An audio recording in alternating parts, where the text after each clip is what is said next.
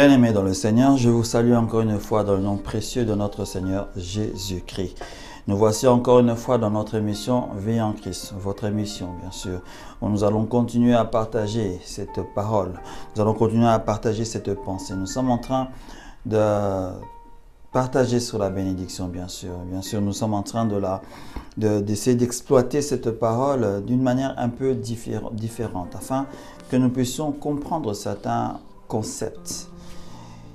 Il y a 2 sessions, nous sommes en train de parler de l'argent. En réalité, nous avons essayé de voir ce qui est derrière l'argent, l'esprit qui est derrière l'argent et qui nous pousse à faire de très mauvaises choses.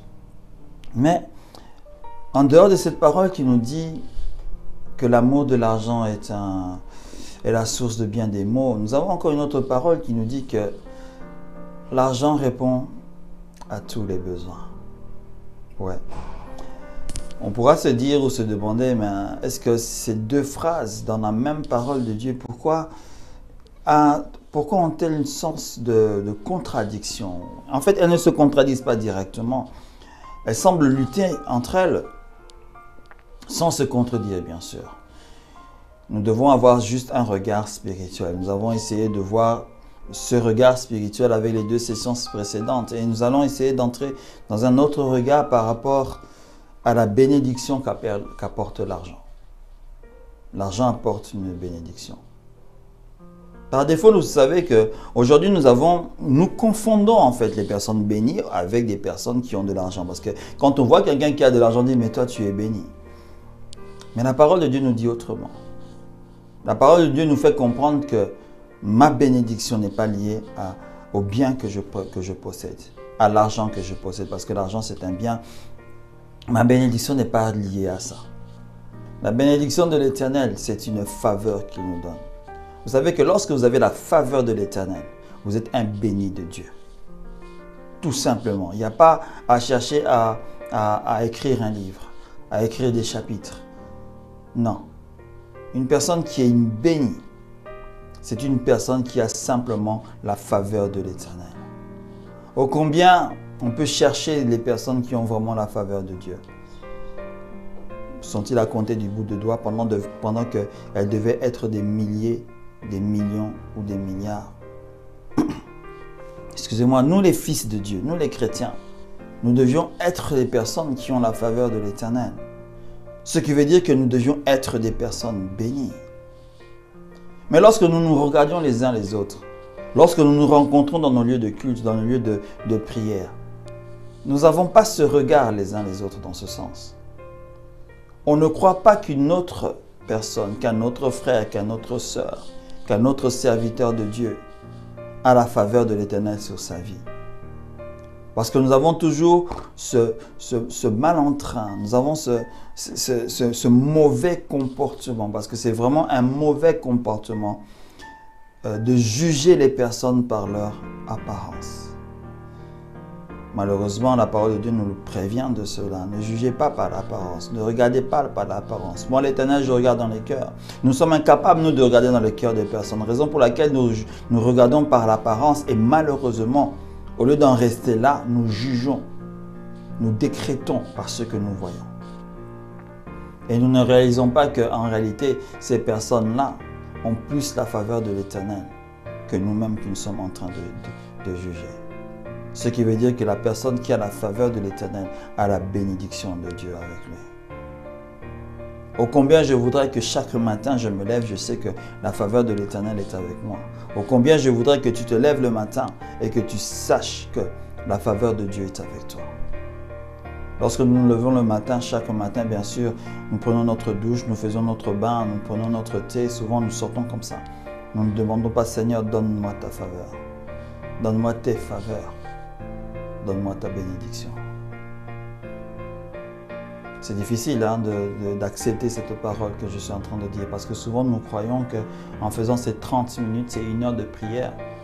Nous croyons que souvent nous sommes dans la faveur de l'Éternel juste parce que nous avons agi ainsi, parce que nous avons des dogmes qui nous disent parce que le Seigneur Jésus se levait très tôt le matin. Nous allons donc essayer de l'imiter et de faire la même chose et qu'on sort. Mais ce qui est bizarre, c'est que nous essayons d'imiter le Seigneur, nous essayons de faire ce qu'il fait, mais nous n'arrivons pas à agir comme il a agi durant la journée. Parce que lorsqu'il allait lui prier, lorsque lui il allait chercher les faveurs de l'Éternel, c'était pour guérir, c'était pour bénir, c'était pour changer les vies. Alors posons-nous la question, combien de vies nous changeons ce jour-là où nous demandons les faveurs de l'Éternel? Ou bien combien de vies nous avons changé par ces soi-disant demandes de faveurs que nous faisons le matin avant de sortir de notre maison? Qu'est-ce que cela a à voir avec l'argent et sa bénédiction? Je pourrais vous poser la question aussi.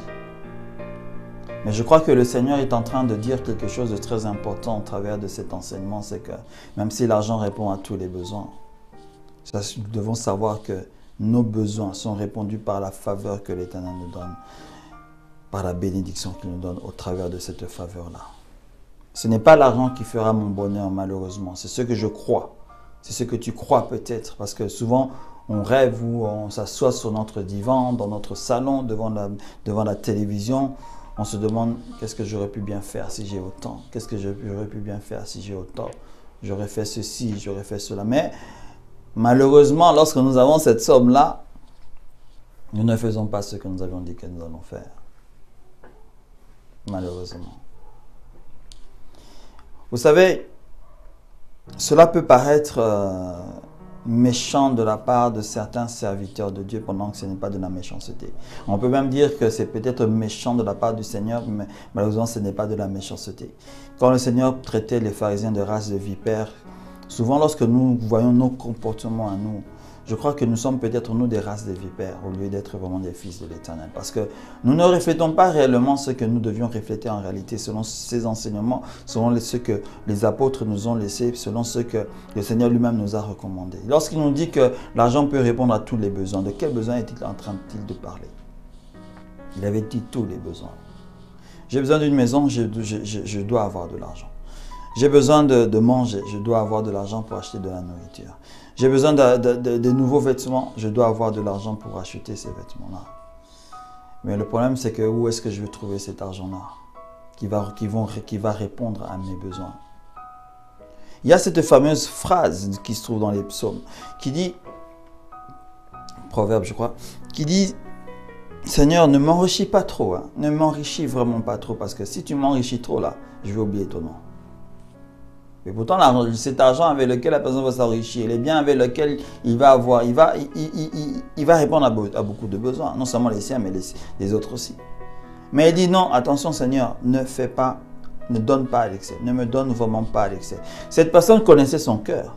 S'il avait dit ça, c'est qu'il connaissait son cœur. Le problème, c'est que lorsque nous demandons de l'argent au Seigneur, lorsque nous cherchons à nous enrichir, nous devons, avant d'arriver sur cette étape-là, de demander l'enrichissement, de connaître notre cœur.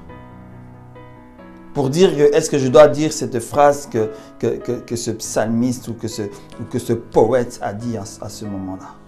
Seigneur, ne me donne pas trop, sinon je vais oublier ton nom. Il connaissait son cœur. Il savait que si le Seigneur donnait en excès, il allait oublier le Seigneur. Il allait faire le fils prodigue. Il allait se comporter comme je sais pas quoi, le maniaque, excusez-moi le terme, comme l'imbu du peuple peut-être.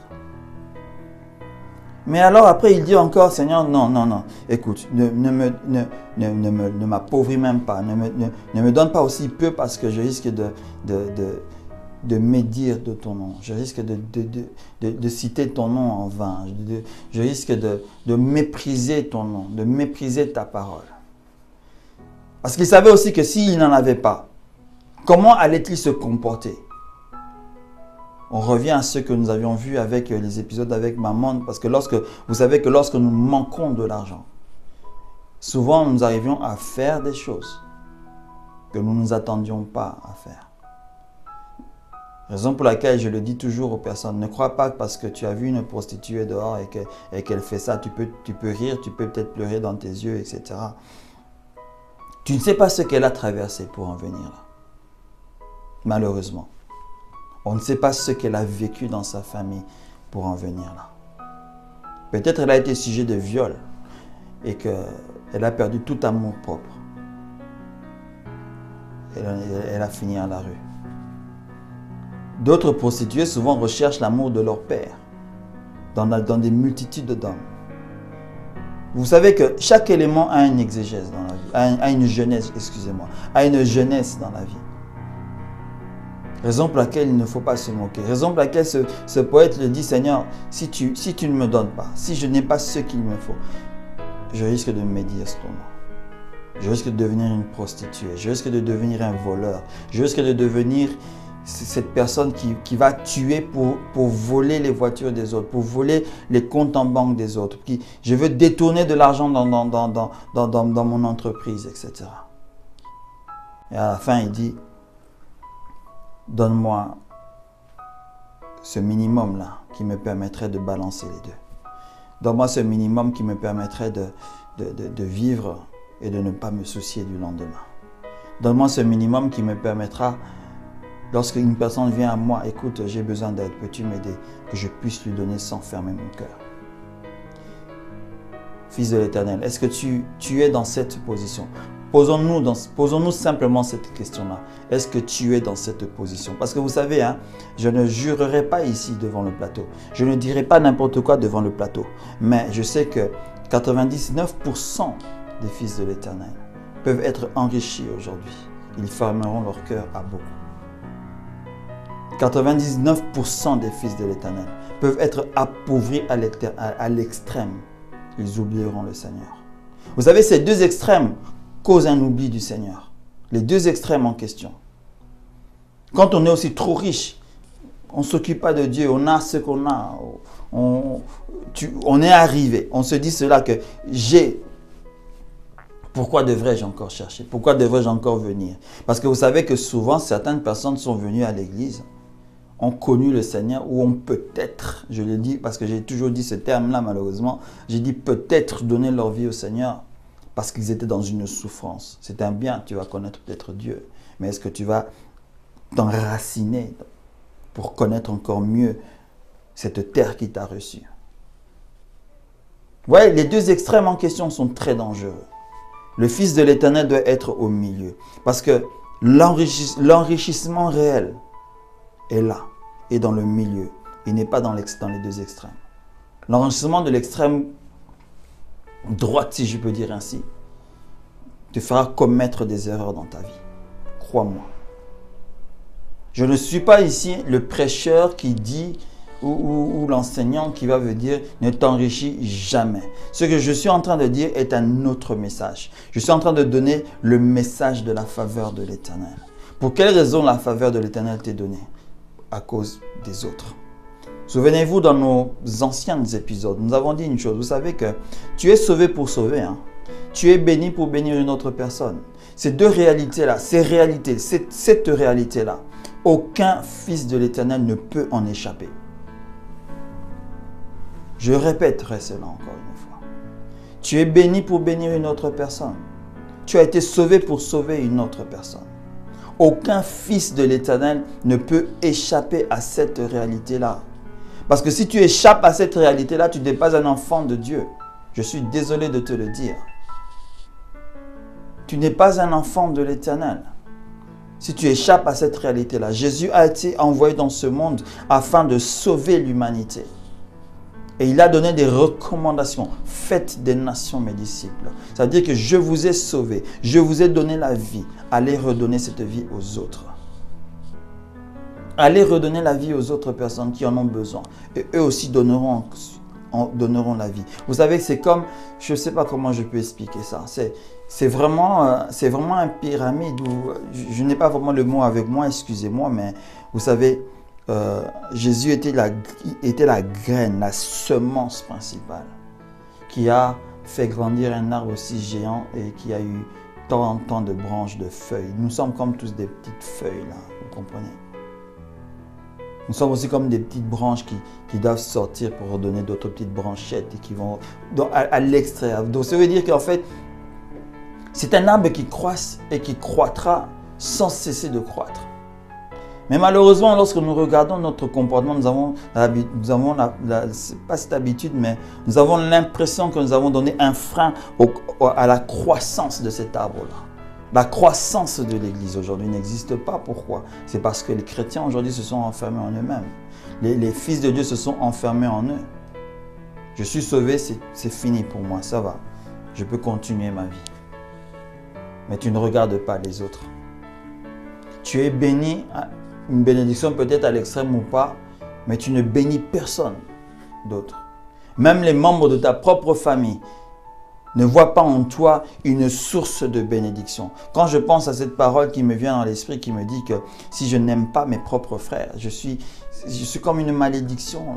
Le Seigneur a horreur de ces personnes-là. Tu es sous une malédiction quand tu n'aimes pas les gens, les membres de ta propre famille. Quand tu ne sais pas t'en occuper. C'est vrai que on peut se cacher et dire que non, là, le Seigneur est en train de parler de la famille spirituelle, c'est de l'église. Non, c'est de ta propre famille à toi. La famille restreinte, celle avec qui tu vis. Elle commence déjà avec ta femme, tes fils, et après, elle viendra peut-être tes frères et tes sœurs, etc., etc. Jusqu'à un certain degré, un certain niveau. Mais où en sommes-nous par rapport à ce comportement-là? Je suis riche, ma richesse est à moi. Je ne la donnerai à personne d'autre. C'est une malédiction. J'ai une malédiction sur ma tête lorsque je me comporte ainsi. Quelles que soient les richesses et les millions que j'aurai dans mon compte bancaire, je serai une malédiction. Je suis une malédiction en réalité. La malédiction, elle est sur moi. Parce que je suis en train de marcher avec les deux extrêmes. Lorsque ce poète parlait de ces deux extrêmes-là, il savait que c'était des extrêmes maudits. Raison pour laquelle il ne voulait même pas y arriver. Il ne voulait pas du tout y arriver. Il voulait rester au milieu, aller de l'avant comme cela. Et sûrement, il est allé de l'avant de cette manière-là. Raison pour laquelle, mon frère, lorsque tu crois, ou lorsque tu crois demander au Seigneur, ou tu veux demander au Seigneur, que le Seigneur puisse t'enrichir, fais attention de ce que tu es en train de demander. Parce que le Seigneur peut bien, dans sa largesse, t'enrichir, tu sais. Mais tu dois savoir ce que tu dois faire avec cette richesse-là. L'argent est une bénédiction. La richesse, elle est une bénédiction. L'argent n'est pas une malédiction. L'esprit qui est derrière l'argent peut rendre l'argent maudite. Mais lorsque tu as bloqué cet esprit-là, lorsque tu as stoppé l'accès de cet esprit-là, tu dois bien rendre cet argent-là une bénédiction. Comment cette bénédiction peut-elle agir? Tu as des œuvres que tu peux faire avec. Vous savez, le Seigneur, je peux dire le terme, même si ce n'est pas très approprié, le Seigneur s'en fout si tu es riche, de Richard, entre parenthèses, et que tu achètes une maison de 1 million, de 2 millions de dollars. Tu as un terrain de je ne sais pas combien de hectares, où à l'intérieur tu as une maison qui a je ne sais pas combien, 16 chambres, 4 salons, etc. Le Seigneur se fout complètement de cela. La terre est aux hommes, le ciel est à la terre. La terre, le Seigneur nous l'a donnée. Il nous a donné l'autorité, le droit de faire ce que nous désirons. Mais vous savez que lorsque nous sommes là, lorsque nous faisons quelque chose comme ça, nous sommes dans l'un des extrêmes. C'est lequel?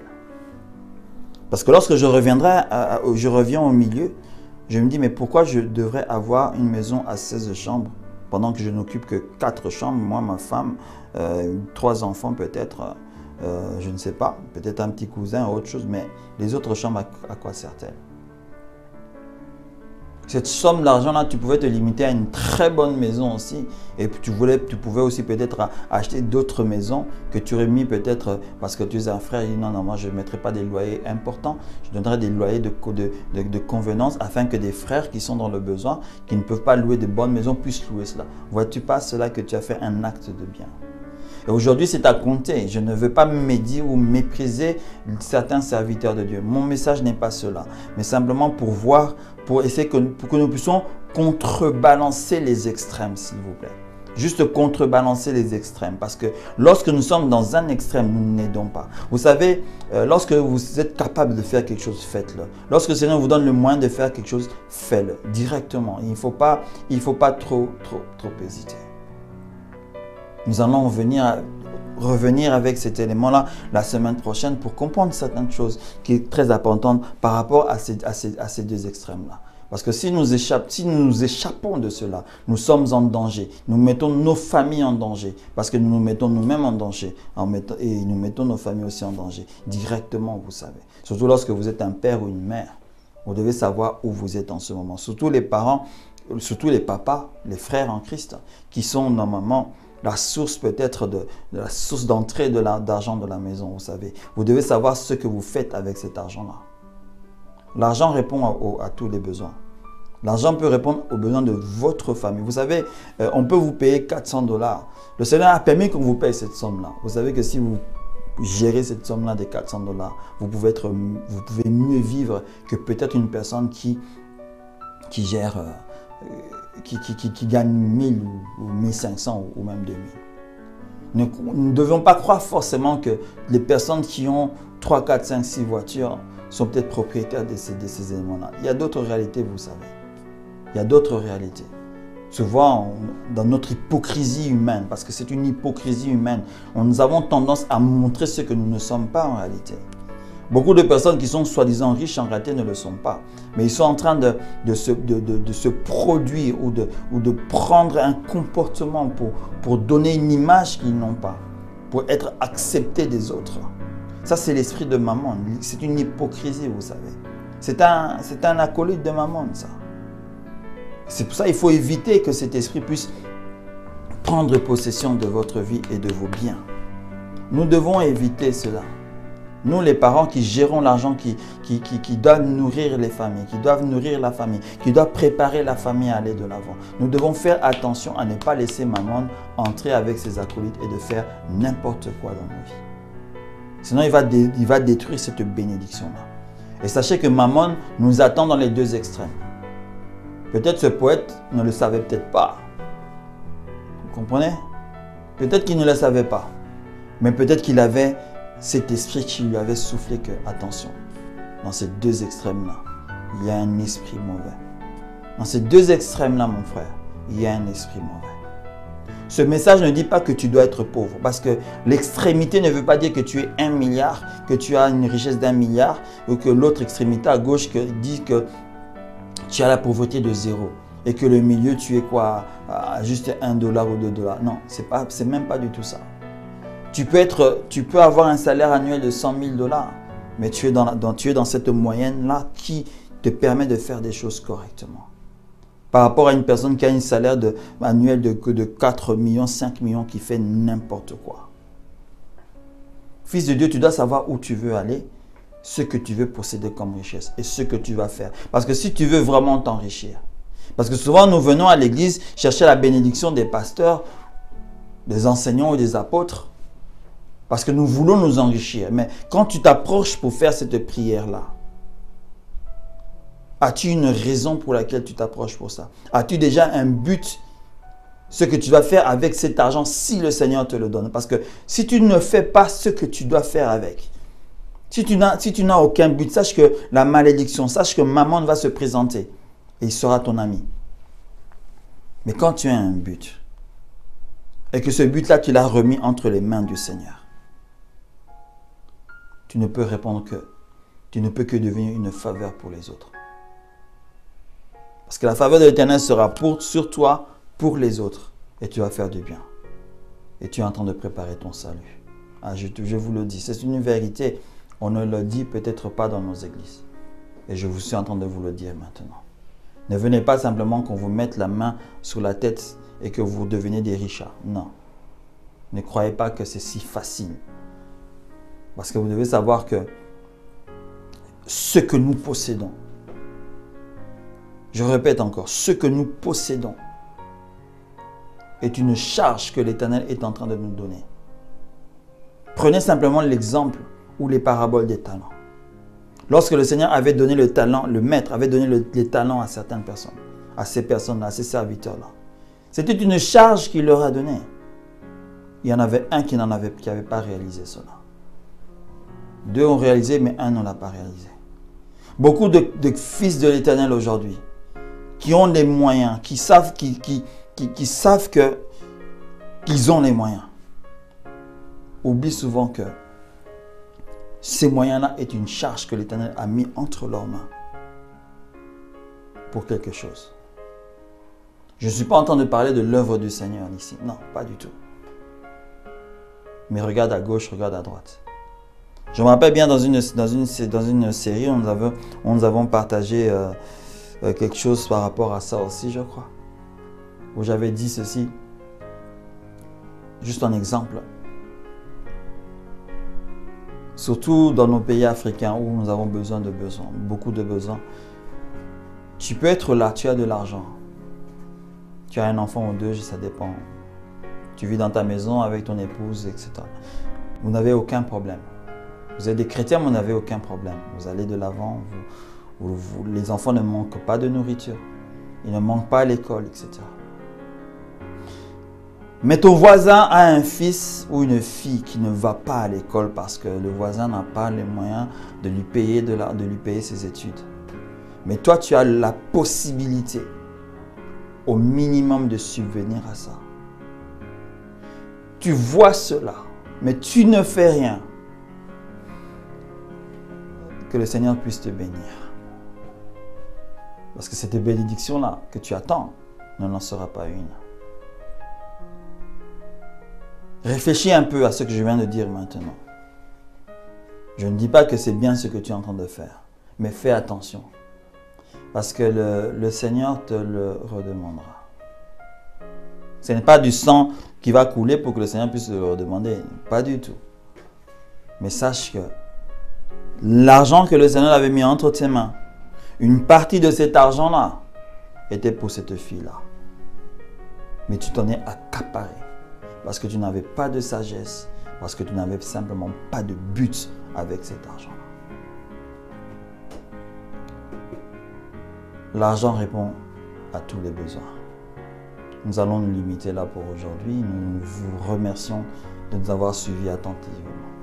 Cet épisode a été un peu chaud, un peu dur peut-être pour certains, mais je peux croire que c'est quand même une parole du Seigneur. Soyez bénis abondamment. Nous allons nous retrouver la semaine prochaine, toujours à la même heure, au nom de Jésus-Christ. Amen.